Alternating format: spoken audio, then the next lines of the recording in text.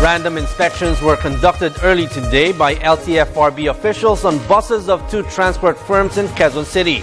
The inspections were part of a continuing effort of the agency to ensure that transport operators are following the provisions of their franchises. This report.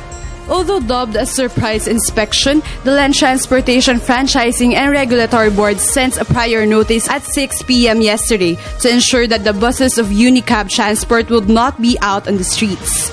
But when LTFRB inspectors arrived at 7:30 in the morning, no buses were seen in the terminal. The bus operator reasoned out that the 21 buses of the transport company were in the gasoline station.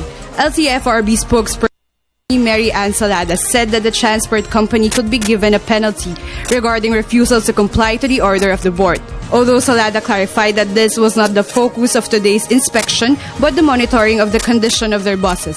Because the point of us being here is to actually inspect the units. Yun yung pinaka-importante. It's not really about yung mismong units nila in compliance with the terms and conditions, yung mga documentary requirements nila, pati yung mga units nilang yan. Does it comply or does it not comply with the requirements of the LTFRB? That is yun ang importante.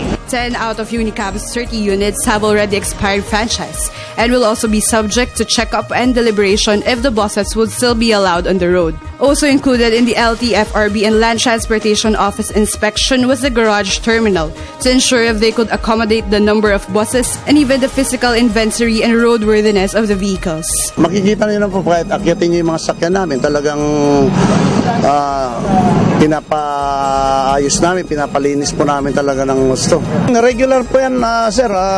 Kami, usually ang maintenance namin is pang-gabi, tapos every coding, yun ang pero every night po yun, ginagawa po ng mga mekaniko namin. Besides Unicab Transit's 21 units, the terminal of Sunaho bus line with a route from Baclaran to SM Fairview via Quezon Avenue was also inspected today, wherein its 20 units were subject to scrutiny.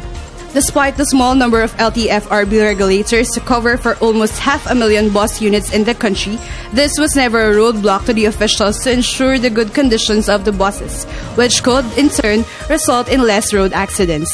The LTFRB advised bus operators that besides the necessary registration of their buses, they should also implement maintenance to safeguard commuters.